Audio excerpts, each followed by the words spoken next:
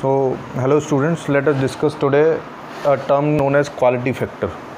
तो हमने पिछले टर्न पे पावर का एक्सप्रेशन कैलकुलेट किया था I square R M S into R इस तरीके से, और हमें पता था कि P को हम बोलते हैं मतलब V R M S into I R M S into cos phi या फिर पावर फैक्टर। ठीक है, इस कॉस फाई की अगर वैल्यू सब्स्टिट्यूट करें तो ये वैल्यू आती है V R M S into I R M S into R by Z, and Z is under root of R square plus omega L minus 1 by omega C whole square. ठीक है, तो ये power की value हमने calculate की थी। तो this value of power largely depends on angular frequency. So we draw the graph of power versus angular frequency और let's say frequency, then it comes something like this। तो एक peak इस पर आती है और ये पीक वैल्यू मतलब ये पीक वैल्यू है, मैक्सिमम वैल्यू, और ये जिस फ्रीक्वेंसी पर आती है ये हमने कैलकुलेट किया था कि इसको हम बोलते हैं resonating frequency, which is equals to 1/2 pi under root of L C in case of series L C R circuit. ठीक है, तो अब देखिए हमने इतना डिस्कस कर लिया था। अब देखिए एक और इम्पॉर्टेंट टर्म होता है, मतलब एक और इम्पॉर्टेंट वैल्यू, पावर की इम्पॉर्टेंट वैल्यू जो हमें मतलब ज़रूरत पड़ती है वो है पी मैक्स बाई रूट 2। ठीक है, इसका क्या सिग्निफिकेंस है ये हम स्टडी करेंगे। मतलब पी मैक्स के लिए तो हमने कैलकुलेट किया कि वो रेजोनेटिंग फ्रीक्वेंसी होती है, लेकिन एक वैल्यू और होती है जिसको हम बोलते हैं हाफ पावर। तो हाफ पावर के करस्पॉन्डिंग आप ग्राफ से देख सकते हैं कि दो फ्रीक्वेंसी एग्जिस्ट करेंगी जिस पर हाफ पावर होगी, है ना, एक ओमेगा 1 एंड एक omega 2। So these omega 1 and omega 2 are termed as half power frequencies. ठीक है, और इस ओमेगा 1 और ओमेगा 2 से लेकर जो रेंज है फ्रीक्वेंसीज की, इसको हम बोल सकते हैं delta omega is equal to let's say omega 2 minus omega 1। इसको हम बोलते हैं bandwidth. So it is defined as the range of frequencies in which power is always maximum than half power. तो हम बैंड विड्थ को define कर सकते हैं द रेंज ऑफ फ्रीक्वेंसीज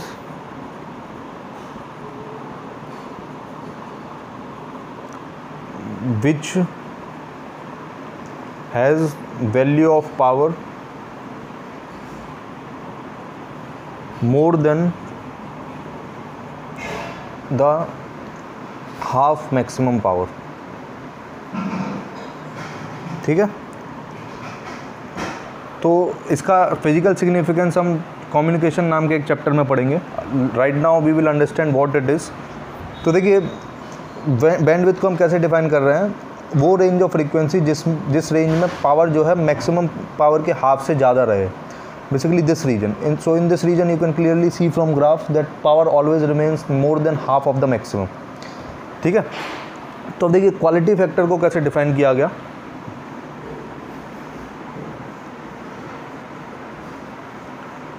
तो क्वालिटी फैक्टर को डिफाइन किया गया, it is defined as the ratio of energy stored in the circuit, it is defined as ratio of energy stored in the circuit to the energy loss per cycle during resonance in series LCR circuit. ठीक है, तो basically ये एक ratio है, किस का ratio, energy stored in circuit और total energy loss पर साइकिल ड्यूरिंग रेजोनेंस। मतलब पर साइकिल में जितनी एनर्जी लॉस हो रही है वो डिनोमीटर में हम लिखेंगे। तो क्या लिख सकते हैं इसको, क्वालिटी फैक्टर या फिर क्यू फैक्टर, इसको क्यू फैक्टर भी बोला जाता है। इसको हम लिख सकते हैं energy stored in circuit upon energy loss पर साइकिल। ठीक है, और इसका सिग्निफिकेंस क्या है, ये आपको कम्युनिकेशन नाम के चैप्टर में समझ में आएगा। तो right now we are studying only मतलब व्हाट इट मीन्स, ठीक है। तो ये तो इसकी जनरल डेफिनेशन हो गई। लेकिन in LCR circuit in terms of omega R और resonating frequency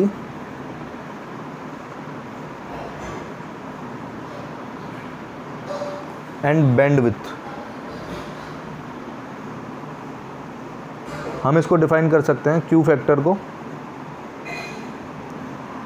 it is defined as omega R upon delta omega, मतलब रेजोनेटिंग फ्रीक्वेंसी अपॉन बैंडविड्थ। तो अगर डेल्टा डब्ल्यू की वैल्यू की बात करें तो जो बैंडविड्थ का फॉर्मूला आता है ये आता है R/L, ठीक है। बैंडविड्थ किसके बराबर होती है? R/L के। ये आपको याद रखना है, ये इंपॉर्टेंट फार्मूला, डायरेक्टली क्वेश्चन इस पे पूछे जाते हैं। Bandwidth is known as R/L, ठीक है।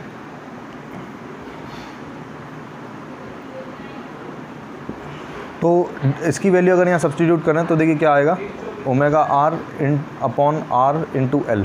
So this is the formula, और इसको हम क्या लिख सकते हैं? XL/R, ठीक है।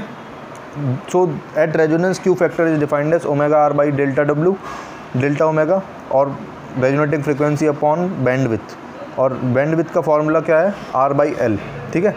तो ये सब्सटीट्यूट करेंगे तो क्या आ जाएगा? Omega RL/R, and this is equals to XL/R।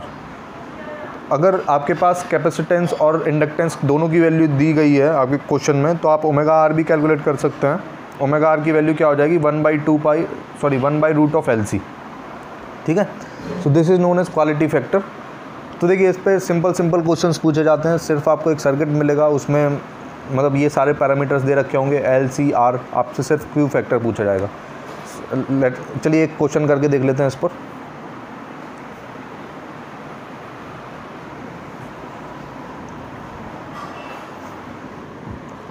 Suppose करिए इस तरीके से कोई सर्किट है,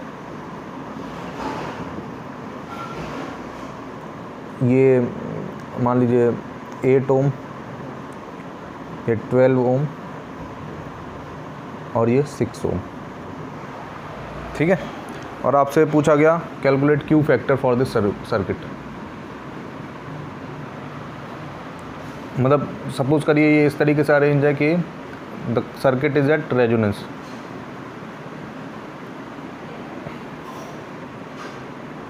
ठीक है। तो क्यू फैक्टर कितना हो जाएगा? Omega L into R upon L, या फिर इसको क्या लिख सकते हैं हम? XL/R। सॉरी मैंने रिवर्स लिख दिया। तो XL/R लिख सकते हैं। अब देखिए XL की वैल्यू डायरेक्टली गिवन है आपको 12 ओम, और R की वैल्यू भी डायरेक्टली गिवन है, तो 12/8 इज सिंपली द आंसर, ठीक है, 1.5। तो इस तरीके से सिंपल क्वेश्चंस पूछे जाएंगे। चलिए एक दो सवाल और करके देख लेते हैं।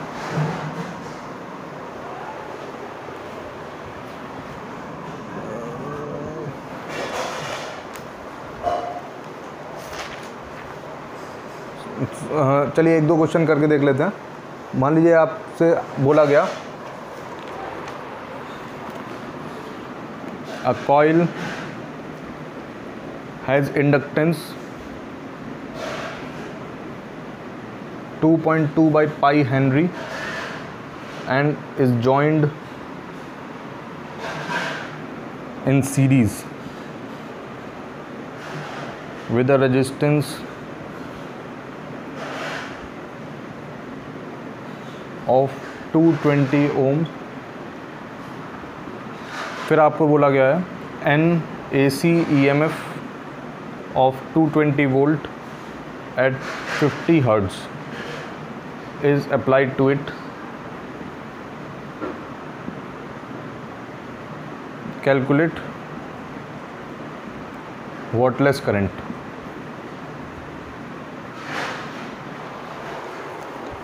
अब देखिए मैंने आपको वॉटलेस करंट पढ़ाया था। वॉटलेस करंट क्या होता है? हम पावर एवरेज को लिखते हैं ERMS into IRMS into cos phi।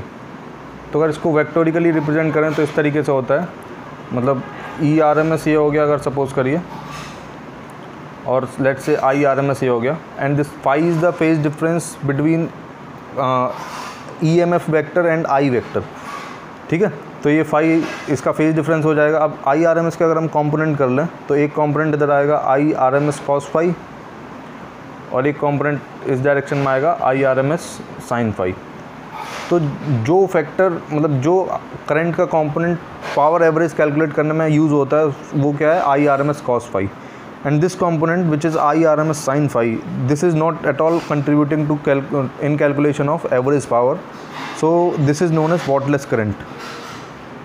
ठीक है, क्योंकि इसका कोई कंट्रीब्यूशन नहीं है एवरेज पावर कैलकुलेट करने में, तो वॉटलेस करंट हम इसको बोलेंगे। अब देखिए साइन फाई निकालना बहुत ईजी है क्योंकि आपको एल की वैल्यू दे रखी है सवाल में 2.2 बाई पाई और आर की वैल्यू दे रखी है 220 ओम। ओमेगा इज ऑल्सो गिवन 100 पाई, ठीक है, और ई आर एम एस की वैल्यू दे रखी है 220 वोल्ट्स। अब देखिए साइन फाई हम कैसे निकालेंगे, तो चलिए कैलकुलेट करके देखते हैं इसको।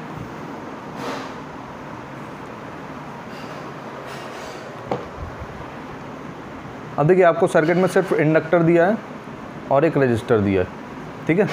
तो जब आप इसका डायग्राम बनाएंगे तो रेजिस्टेंस इस तरीके से बनाएंगे और करंट जो इंडक्टर के लिए जो एक्सेल है वो अप साइड दिखाएंगे, ठीक है।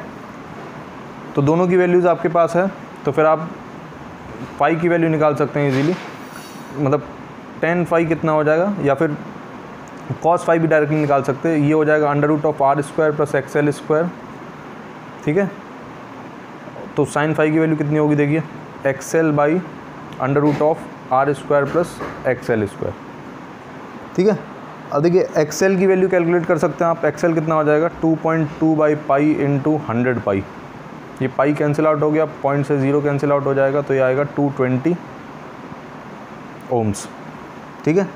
एक्स की वैल्यू पता है आपको एक्सएल की, और आर की वैल्यू भी 220 ओम। तो साइन फाई की वैल्यू आ जाएगी, तो कितनी आएगी देखिए 220 बाय 220, बोथ आर 220, तो ये डिनोमीटर कितना हो जाएगा 220 रूट 2, तो 220 कैंसिल आउट हो गया, तो साइन फाई कितना है 1/√2, ठीक है। अब देखिए आपको बस जेड और कैलकुलेट करना है।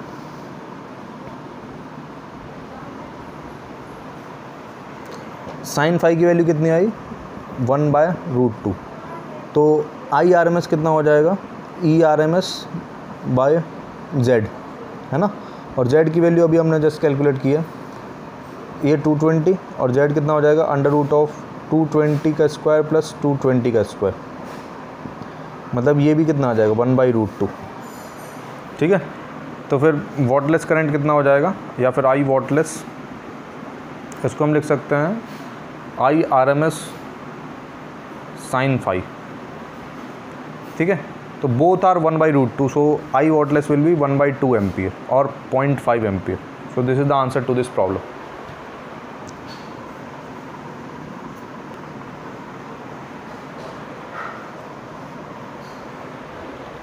चलिए एक दो क्वेश्चन और करके देख लेते हैं।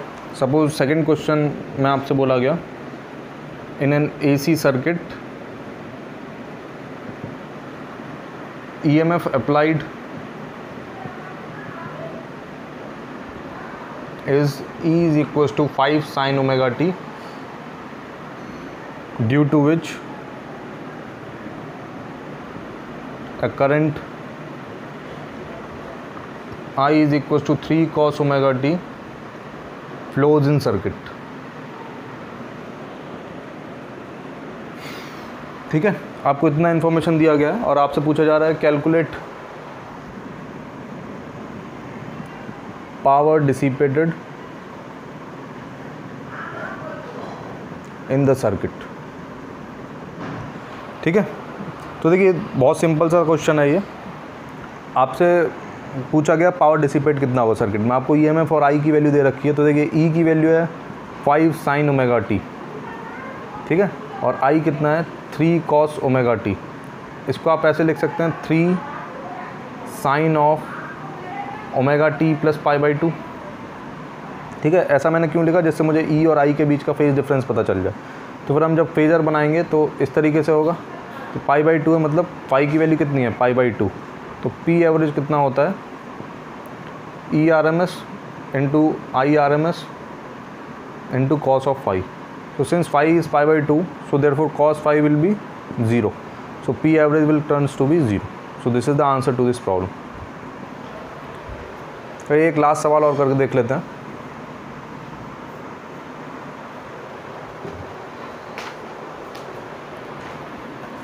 मान लीजिए आपसे पूछा गया, आपको दिया है an inductor of 2 henry, capacitor of 18 microfarad and resistance of 10 kilo ohms. ठीक है, is connected in LCR series circuit. ठीक है, और आपको AC EMF दे रखा है 20 वोल्ट्स, और इसकी फ्रीक्वेंसी जो है वो एडजस्टेबल है ना, एडजस्टेबल फ्रीक्वेंसी. तो आपसे पूछा जा रहा है calculate frequency eight which current is maximum and I max. आपसे दो चीज़ें पूछी जा रही हैं. अब देखिए, हम क्योंकि रेजोनेंस पढ़ चुके हैं तो हम डायरेक्टली उसकी डेफिनेशन यूज़ करके बोल सकते हैं कि मैक्सिमम करंट कब आएगा, जब रेजोनेंस ऑकर करेगा, है ना.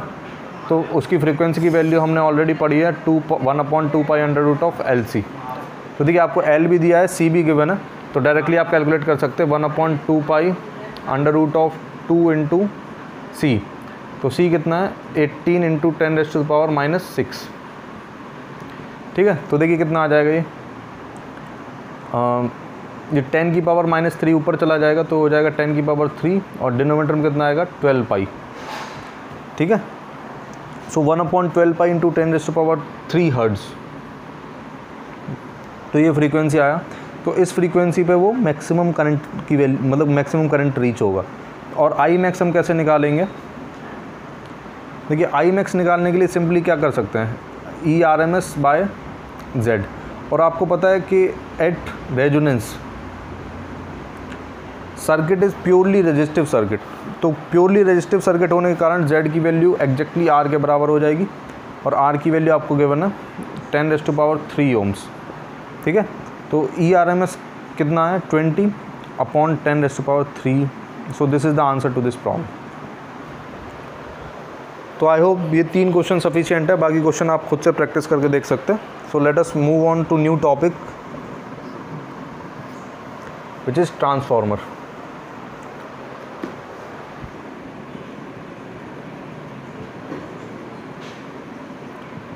अब देखिए ये बहुत बिग टॉपिक है. मतलब जब आप बीटेक में इलेक्ट्रॉनिक्स एंड कम्युनिकेशंस वगैरह कोई ब्रांच अगर लेते हैं उससे रिलेटेड, तो ये पूरा का पूरा एक सेमेस्टर पढ़ाया जाता है. मतलब ट्रांसफार्मर नाम का एक चैप्टर ही, मतलब एक बुक ही होती है पूरी की पूरी. तो हमको बस बहुत बेसिक चीज़ें पढ़नी है उसके बारे में.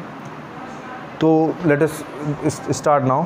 तो सबसे पहले मैं एक स्कीम इसको डिफ़ाइन कर रहा हूँ कि ये क्यों यूज़ होता है.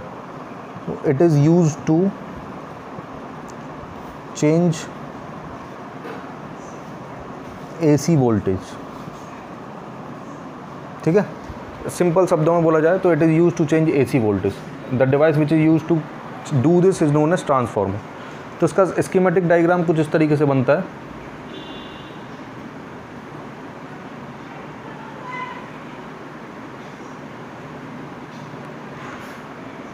ये एक सॉफ्ट आयरन कोर होती है, और इसमें 2 कॉइल्स इस तरीके से लपेट दी जाती हैं. इस वाली कॉइल को हम बोलते हैं प्राइमरी कॉइल या फिर P कॉइल. ठीक है, और ऐसे ही इसको हम बोलते हैं सेकेंडरी कॉइल या फिर S कॉइल. ठीक है, अब देखिए यहाँ पर एक इनपुट सोर्स, इस प्राइमरी कॉइल में एक EMF AC EMF कनेक्ट कर दिया जाता है E1T which is time varying, और इसके कारण से इस कॉइल में मान लीजिए I1T करंट फ्लो होता है. ठीक है, अब इस I1T के करंट, क्योंकि ये टाइम वेरिंग करंट है, तो इस टाइम वेरिंग करंट के कारण इस कॉइल में, जो प्राइमरी कॉइल है, एक फ्लक्स जनरेट होगा. उस फ्लक्स जनरेट होने के कारण क्या होगा, that flux will be guided through this iron core, है ना. ये बेसिकली आयरन कोर क्या कर रहा है, इस फ्लक्स को ट्रांसफ़र कर रहा है प्राइमरी कॉइल से सेकेंडरी कॉइल में. ठीक है। अब जैसे ही सेकेंडरी कॉइल में ये फ्लक्स मतलब टाइम वेरिंग फ्लक्स पहुंचेगा तो इस फ्लक्स के कारण इसमें एक ईएमएफ जनरेट होगा जिसको हम वो भी टाइम वेरिंग होगा क्योंकि ये करंट भी टाइम वेरिंग था, तो इसलिए हम बोलेंगे E2t यहाँ पर जनरेट हुआ। और सपोज़ करिए इस E2t के कारण यहाँ पे जो करंट जनरेट हो रहा है वो भी टाइम वेरिंग होगा, इसलिए हम उसको बोल सकते हैं I2t। तो अब देखिए हम शुरुआत से क्या किया, हमने प्राइमरी में सबसे पहले एक एसी सोर्स कनेक्ट किया। उस एसी सोर्स को टाइम वेरिंग होने के कारण से जो करंट जनरेट हुआ प्राइमरी में that is also time varying.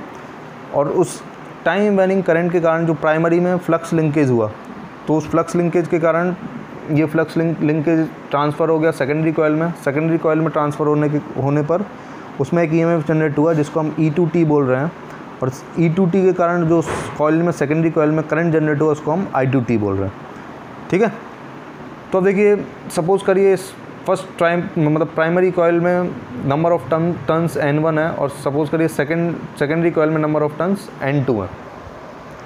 तो हम बोल सकते हैं कि E1t जो होगा this is equals to d∅1/dt, मतलब where ∅1 is total flux through this primary coil. ठीक है। और क्योंकि इसमें N1 नंबर ऑफ टर्न्स हैं और मान लीजिए एक टर्न के थ्रू जो फ्लक्स है उसको हम ∅ बोलें, तो फिर इसको बोल सकते हैं N1 × d∅/dt। This ∅ is the flux related to one single turn of this primary coil. So similarly we can say for secondary coil also. So E2t will be equal to d∅2/dt, where d∅2 is this ∅2 is the flux related to this secondary coil, and if there are N2 number of turns in the secondary coil, then we can call it as N2 times d∅/dt, where phi is the flux related to single turn of the secondary coil. So this is equation number 1 and this is equation number 2. तो अगर इन दोनों equation को divide कर दें हम, तो देखिए E1 और E1 अपॉन E2 की वैल्यू क्या आ जाएगी, N1/N2। तो दिस इज़ इम्पॉर्टेंट इक्वेशन और इस इक्वेशन को हम बोलते हैं ट्रांसफॉर्मर इक्वेशन। ठीक है। सो जैसे ही हम नंबर ऑफ टर्न्स सेट कर देंगे तो हम प्राइमरी और सेकेंडरी कॉइल का ईएमएफ भी अपने हिसाब से अरेंज कर सकते हैं। So let us now discuss power in transformers.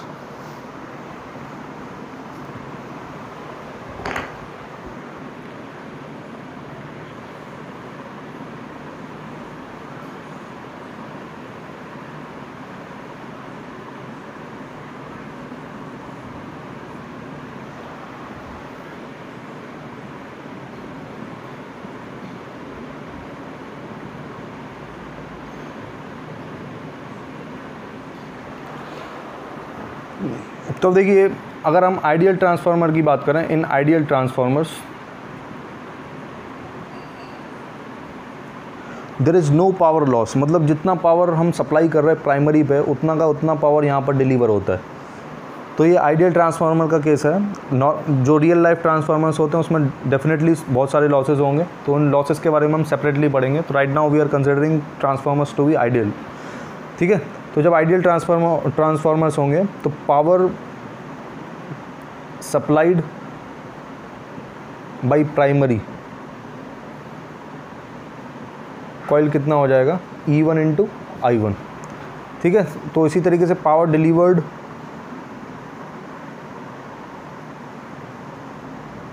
Eight secondary coil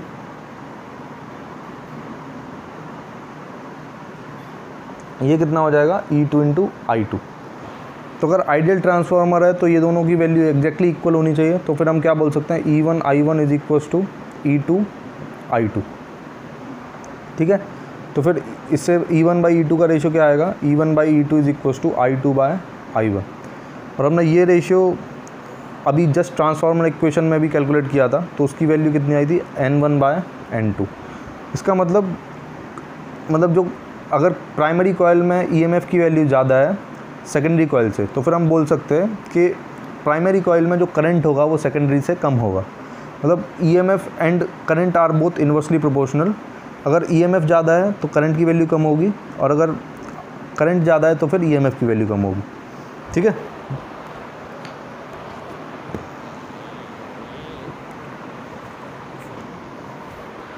let us now discuss types of transformers.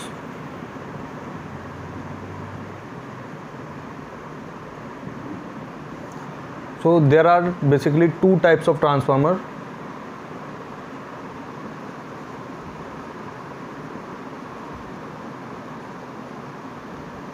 Based on the voltage value at secondary coil. So one type of transformer is known as a step up transformer,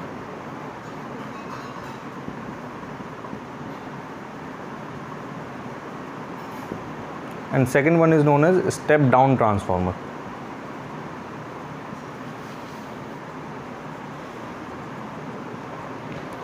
ठीक है, तो देखिए अभी हमने जब transformer equation पढ़ी थी तो उसमें हमने कैलकुलेट क्या किया था, E1/E2 is equals to N1/N2।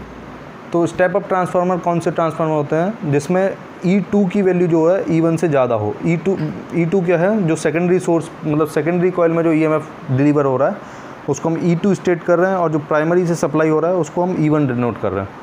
तो स्टेप अप ट्रांसफार्मर में क्या कंडीशन होती है, जो सेकेंडरी कॉइल का जो वोल्टेज है that is greater in value as compare to primary coil EMF।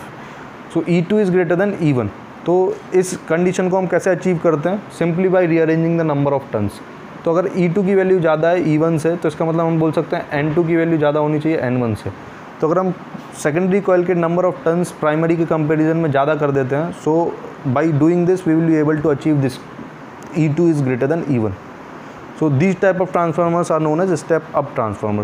Similarly, in case of step down transformer, the voltage received at secondary will be lesser than voltage supplied by primary coil. So we can state that E2 is lesser than E1. तो इसको हम कैसे achieve करेंगे, by reducing the number of turns in secondary coil.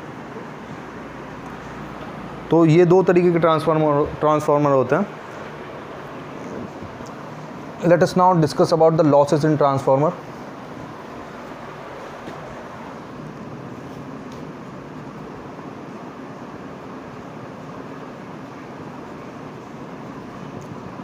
देखिए losses in transformer पढ़ने के लिए हम सबसे पहले एक टॉपिक पढ़ेंगे जिसको हम बोलते हैं एडी करंट। ठीक है, तो मैं पहले एडी करंट आपको पढ़ाऊंगा।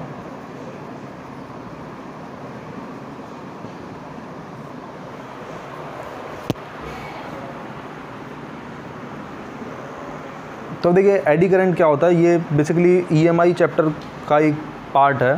तो चलिए एक बार वापस से पढ़ लेते हैं। लेट्स से ये मैग्नेटिक फील्ड रीजन है जिसमें मैग्नेटिक फील्ड है, और लेट्स से ये रेक्टेंगुलर लूप है। ठीक है, इसको सपोज़ करिए ये इस डायरेक्शन में हम फोर्स F लगा के इसको खींच रहे हैं इस डायरेक्शन में। ठीक है, तो इसको जैसे ही पुल किया जाएगा मैग्नेटिक फील्ड रीजन के आउटसाइड, तो क्या होगा, ये मैग्नेटिक फ्लक्स लाइंस इसके अंदर जो पास हो रही हैं वो रिड्यूस होने लगेंगी, और जैसे ही रिड्यूस होने लगेंगी तो इसके अंदर एक करंट इंड्यूस होगा जिसका डायरेक्शन इस तरीके से सेट होगा कि वो number of field lines downward increase कराए। तो डाउनवर्ड इंक्रीज़ कराने के लिए करंट को कैसे फ्लो करना पड़ेगा, क्लॉकवाइज डायरेक्शन में। ठीक है, तो देखिए क्योंकि करंट क्लॉकवाइज डायरेक्शन में फ्लो होगा तो फिर इस वायर पे करंट लगने के कारण इन पे फोर्स भी जनरेट होने लगेगा एक, और उस फोर्स का हमने फॉर्मूला भी पढ़ रखा है IL × B। ठीक है, इस रिलेशन के अकॉर्डिंग इस कंडक्टर के हर आर्म पे एक फोर्स लगने लगेगा। तो अगर आप इस वाले आर्म पर देखें, राइट वाले आर्म पे, तो इस पर कोई फोर्स नहीं है क्योंकि ये मैग्नेटिक फील्ड रीजन के बाहर है। ये हॉरिजॉन्टल लाइंस पर हॉरिजॉन्टल वायर्स पे फोर्स देखें तो इन हॉरिजॉन्टल वायर्स पे जो फोर्स होगा वो एग्जैक्टली अपोजिट डायरेक्शन में होगा, क्योंकि देखिए इस वाले वायर पे जो ऊपर साइड में है उस पर फोर्स अपवर्ड लगेगा, और इस सेकंड वाले वायर पे फोर्स एग्जैक्टली डाउनवर्ड लगेगा। ठीक है, तो ये दोनों फोर्स कैंसिल आउट हो जाएंगे, लेकिन इस पर जो फोर्स लगेगा वो इस डायरेक्शन में लगेगा, तो ये कैंसिल आउट नहीं होगा। इसके कारण से इस वायर पर नेट फोर्स आने लगेगा। तो अगर देखिए इस फोर्स को मान लीजिए जो हम एक्सटर्नल फोर्स लगा रहे हैं इसको अगर हम ज़ीरो कर दें तो आप क्या देखेंगे, after some time the value of speed of this loop will come to zero. मतलब ये इसकी स्पीड धीरे धीरे करके रिड्यूस होती जाएगी और एक पर्टिकुलर टाइम के बाद ये कम्प्लीटली इसकी वेलोसिटी ज़ीरो हो जाएगी। ऐसा क्यों हो रहा है? क्योंकि this force is retarding its velocity.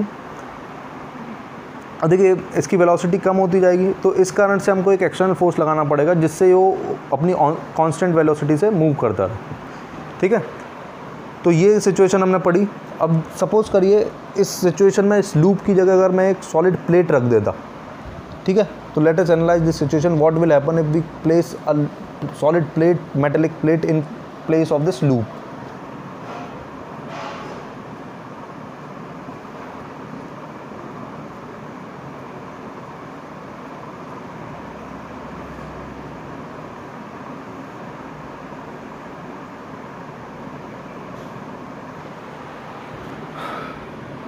तो मान लीजिए इसको इस तरीके से हाथ से खींचा जा रहा है एफ फोर्स लगा के। तो अब जैसा कि हमने अभी पढ़ा, लूप में करंट इंड्यूस हुआ था, तो देखिए अब ये सॉलिड मेटेलिक प्लेट है, तो इलेक्ट्रॉन्स पर फोर्स लगने लगेगा, लेकिन इलेक्ट्रॉन्स के पास इनफाइनाइट नंबर ऑफ पाथ होंगे अभी। तो जैसे इससे पहले वाले केस में सिर्फ आउटर पेरीफेरी पर ही करंट फ्लो कर रहा था, मतलब इलेक्ट्रॉन्स एंटी क्लॉकवाइज डायरेक्शन में फ्लो कर रहे थे, लेकिन यहाँ पर इलेक्ट्रॉन पर जो फोर्स लगेगा उसके पास कई सारे पाथ्स होंगे ऐसे, मतलब this will be the path, मतलब infinite number of path will be available to electron to follow. Then electron will tend to move in such a path that it undergoes minimum resistance in its flow. ठीक है, तो ऐसा path वो select करेगा जिसमें उसके पास minimum resistance मिले उसको। तो फिर इस प्लेट के अंदर infinite number of free electrons हैं, तो सबके सब इस तरीके से मतलब छोटे छोटे अपने स्मॉल पाथ बनाने लगेंगे। तो इन इलेक्ट्रॉन्स के मोशन के कारण, जो कि बहुत सारे रैंडम प्लेसेस पर मूव कर रहे हैं, इन इलेक्ट्रॉन्स के कारण हम क्या बोलेंगे, एक बहुत सारे स्मॉल करंट्स इस प्लेट में जनरेट हो जाएंगे, जिनको हम बोलते हैं एडी करंट्स। ठीक है, ये मोशन ऑफ इलेक्ट्रॉन है, और इसके अपोजिट इस इलेक्ट्रॉन के मोशन के कारण जो करंट जनरेट हो रहा है उसको हम क्या बोलते हैं, एडी करंट्स। करंट एसोसिएटेड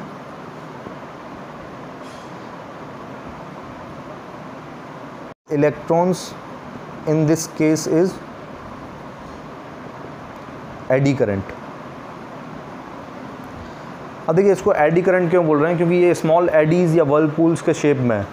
ठीक है, तो ये इस वजह से एडी करंट बोल रहे हैं। अब इस एडी करंट की वजह से क्या होता है, क्योंकि बहुत सारे इनफाइनाइट नंबर ऑफ इलेक्ट्रॉन्स हैं, सबके सब करंट फॉर्म कर रहे हैं, तो सब के कारण क्या होगा, हीट डिसिपेशन स्टार्ट हो जाएगा। मतलब in comparison to previous situation where there was only a loop, in this case there will be lot of heat dissipation as compared to loop।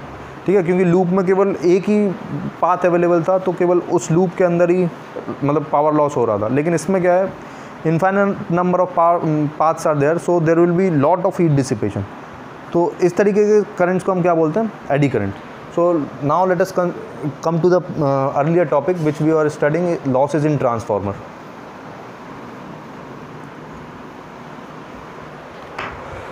तो ट्रांसफार्मर में दो तरीके के लॉसेज होते हैं। सबसे पहला copper loss, and second one is iron loss. So let us discuss both of them in detail one by one. So first one is copper loss. तो ये कॉपर लॉस किसके वजह से होता है, it is due to the winding resistance of primary and secondary coils. ठीक है, तो let us write down it, it is due to the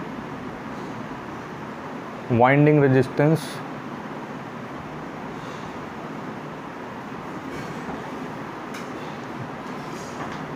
of the coils of transformer।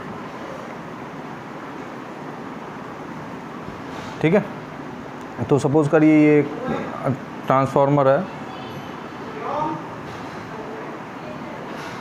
And I1 is the current in primary coil and I2 is the current in secondary coil। ठीक है, और suppose करिए कि primary coil का resistance जो है वो RP है और सेकेंडरी कॉइल का रेजिस्टेंस RS है। तो हम पावर लॉस, कॉपर लॉस को हम रिप्रेजेंट करते हैं power loss in coils due to power loss in coils of primary and secondary due to which we are terming at copper. तो power loss which is copper is known as I1 square RP plus I2 square RS। ठीक है, या फिर और अच्छे से लिखें तो आई पी और आई एस यहाँ पर लिख सकते हैं हम। लॉस ड्यू टू कॉपर है ना, power loss due to copper, तो वो कितना हो जाएगा, I square P into R P plus I square S into R S. So this is the expression to calculate copper loss in case of transformer. So let us now discuss iron loss.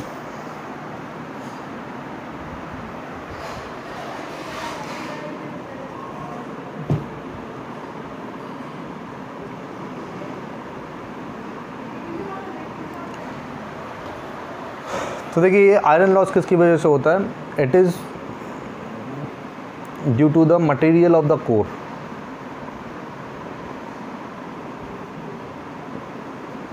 ठीक है, अब देखिए जब आप transformer में एक binding करते हैं इस तरीके से,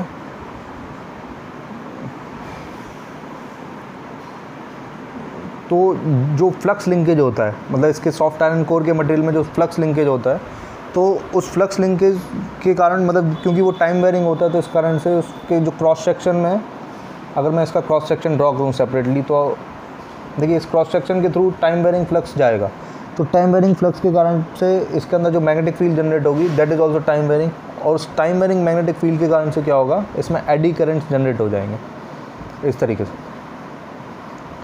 ठीक है, तो इन एडी करंट्स के कारण से जो हीट डिसिपेशन होता है उसको हम क्या टर्म मतलब स्टेट करते हैं, that is iron loss in the material of the transformer. ठीक है, ड्यू टू एडी करंट्स।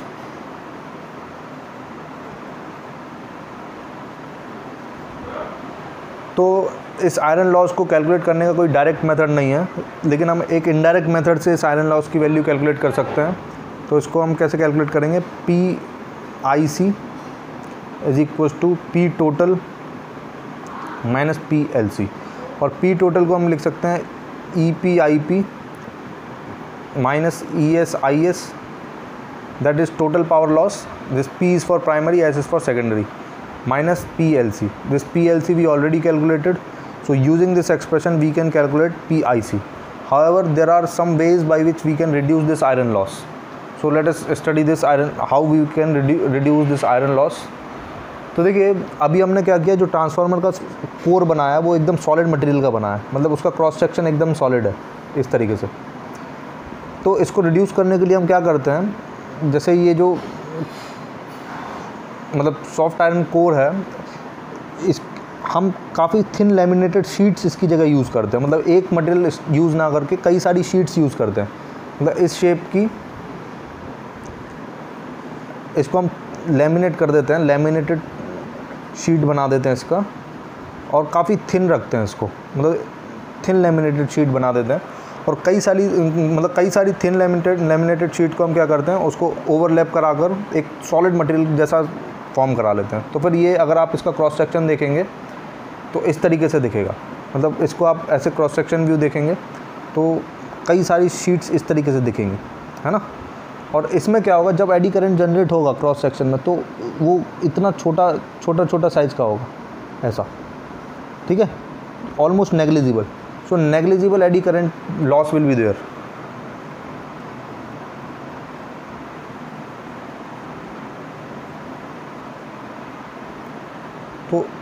तो अगर आप लैब में कभी मतलब ट्रांसफार्मर देखेंगे तो उस ट्रांसफार्मर में एक सॉलिड मटेरियल की जगह आपको मिलेगा कि वहाँ पर थिन लैमिनेटेड शीट का उसका आयरन कोर बनाया गया है, मतलब एक शीट नहीं होगी, उसमें कई सारी शीट्स होंगी, इस तरीके से आपको लाइनिंग्स दिखेंगी। ठीक है, उसके मटेरियल में क्रॉस सेक्शन सॉलिड होने की वजह से बजाय आपको ये थिन लैमिनेटेड शीट्स दिखेंगी। तो by using this concept we can reduce the iron loss to a great extent. So let us now discuss efficiency of transformer now.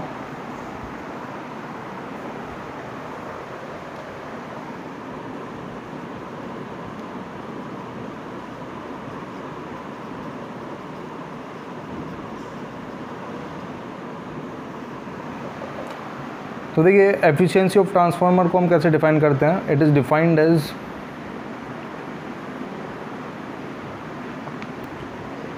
The ratio of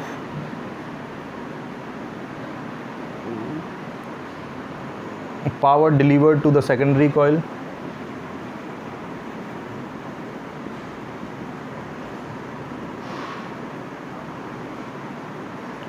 to the power supplied by primary coil.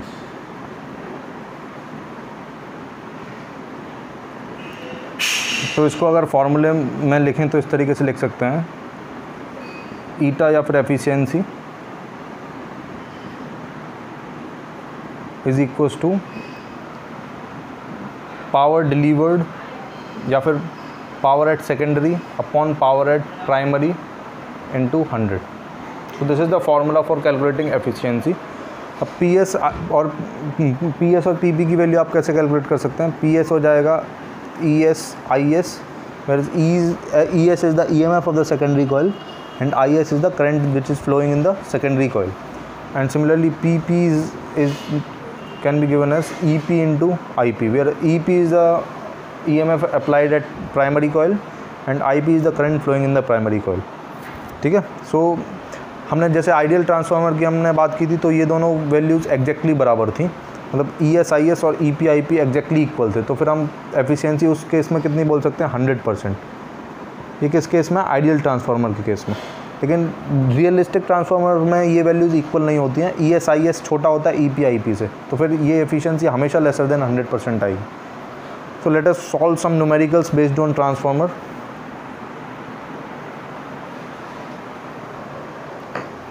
तो suppose करिए आपको पहला numerical कुछ इस तरीके से दिया गया, let's say in a transformer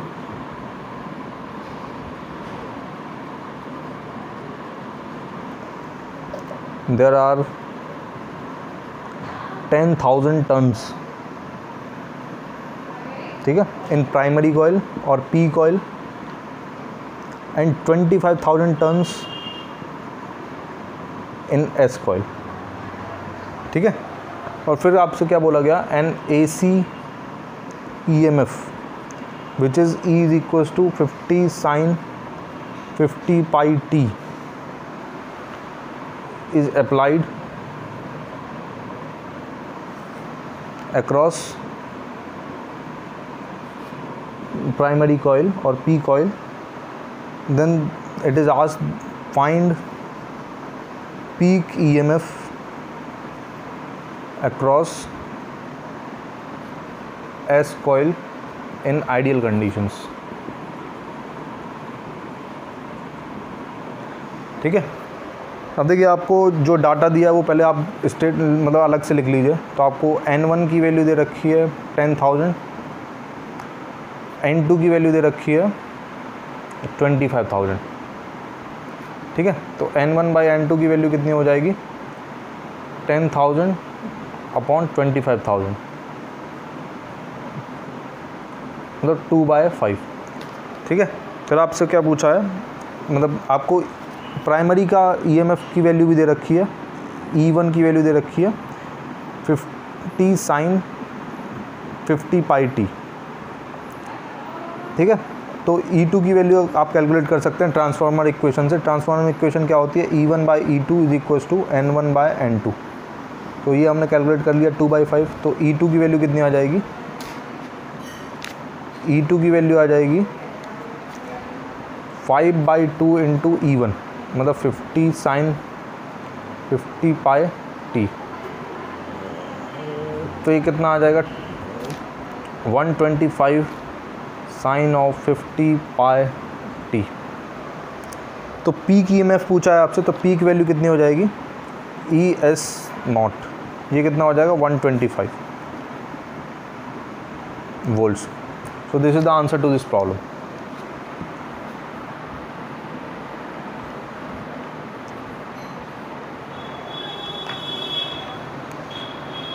मान लीजिए एक सेकंड क्वेश्चन में आपको दिया गया, लेट्स से अ ट्रांसफार्मर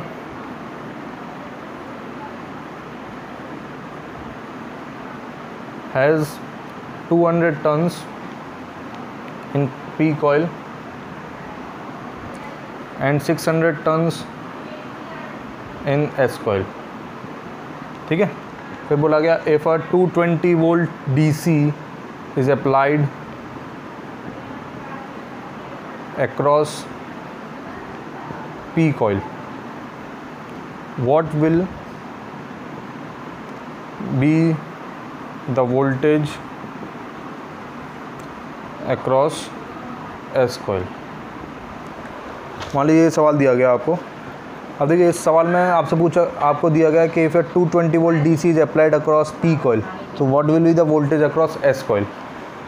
तो देखिए क्योंकि डायरेक्ट करंट अप्लाई किया गया है P coil में, इस कारण से S coil में कोई भी EMF इंड्यूस नहीं होगा, क्योंकि for inducing EMF we need time varying voltage. लेकिन DC अप्लाई किया तो कोई टाइम वेरिंग वोल्टेज है नहीं, तो डायरेक्टली हम क्या बोल सकते हैं, वोल्टेज अक्रॉस S coil ये कितना होगा, 0, since there is no time varying EMF applied to AC, applied to primary coil। ठीक है, so this is the answer to this problem। Let us solve some more questions। मान लीजिए आपको next question में दिया गया a transformer has turns ratio NS/NP is equal to 4। ठीक है, फिर आपसे बोला गया if a 200 volt AC volt is applied across primary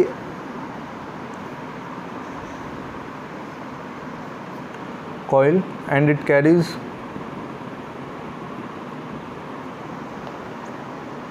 1 ampere current. ठीक है, तो आपसे पूछा गया फाइंड करंट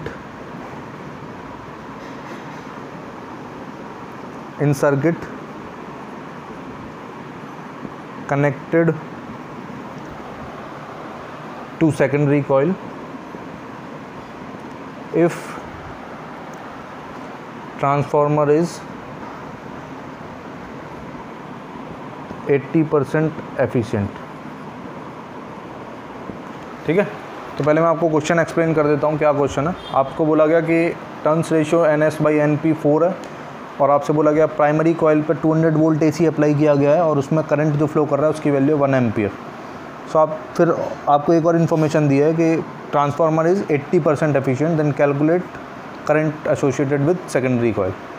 ठीक है, तो देखिए आपको NS/NP की वैल्यू दे रखी है 4 और E1 की वैल्यू कितनी दे रखी है, या फिर EP की वैल्यू दे रखी है 200 वोल्ट्स। तो आप ES कैलकुलेट कर सकते हैं। ES कितना हो जाएगा, this will be EP into NS/NP। ठीक है, तो EP की वैल्यू 200 है और NS/NP की वैल्यू 4 है, तो ये कितना हो जाएगा 800 वोल्ट्स।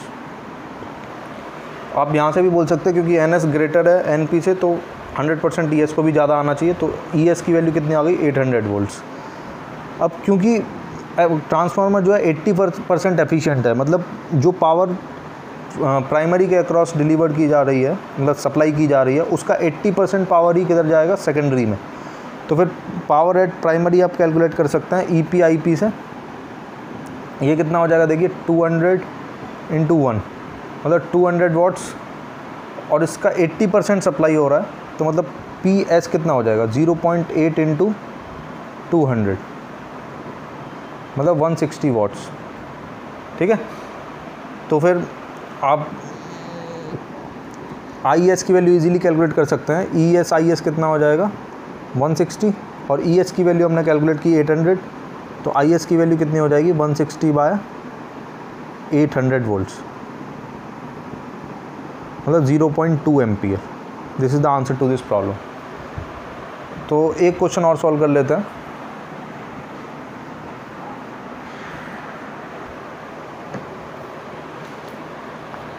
मान लीजिए आपसे पूछा गया कि अ ट्रांसफार्मर इज़ यूज्ड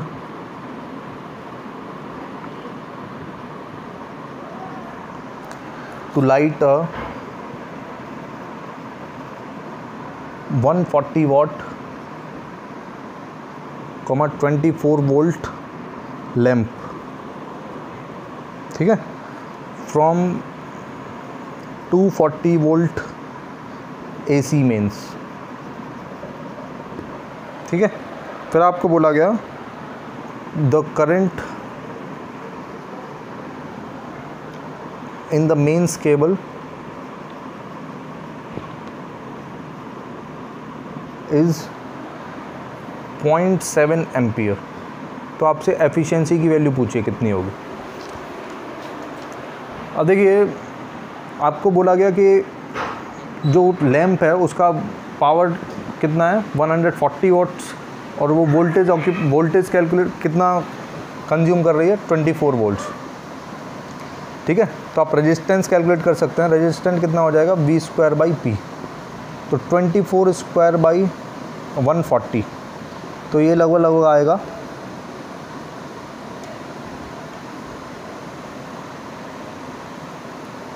576, ठीक है, अपॉन 140।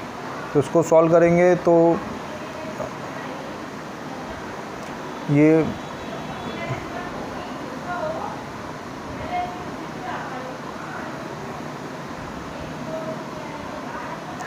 लगभग आ जाएगा 144/35 ओम्स, ठीक है। आपको रेजिस्टेंस पता चल गया और आपको AC मेंस की सप्लाई दे रखी है, मतलब E1 की वैल्यू कितनी है 240 वोल्ट्स, ठीक है, और E2 की वैल्यू भी दे रखी है 24 वोल्ट्स। अब आपसे पूछा गया है मतलब ईटा की वैल्यू कितनी होगी। अब देखिए करंट भी आपको गिवन है, I1 की वैल्यू मतलब जो प्राइमरी में करंट है उसकी वैल्यू है 0.7 एम्पियर, ठीक है। तो पावर डिलीवर्ड कितना है, पावर सप्लाइड आप कैलकुलेट कर सकते हैं E1 I1 से। देखिए E1 की वैल्यू है 240 और I1 है 0.7, तो ये आ जाएगा 168 वाट्स, ठीक है। अब पावर डिलीवर्ड आप कैसे कैलकुलेट करेंगे। अब देखिए E2 की वैल्यू गिवन है तो आप I2 कैलकुलेट कर सकते हैं। I2 कितना हो जाएगा E2/R, E2 की वैल्यू है 24 और R की वैल्यू कितनी है 144 × 35, ठीक है। मैं इसको रफ कर देता हूँ। तो ये कितना आ जाएगा लगभग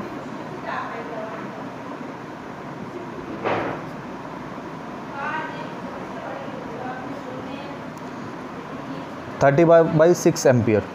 और पावर सप्लाइड कितना आया था हमारा, मतलब जो प्राइमरी के द्वारा दिया गया है वो है 168 वाट्स,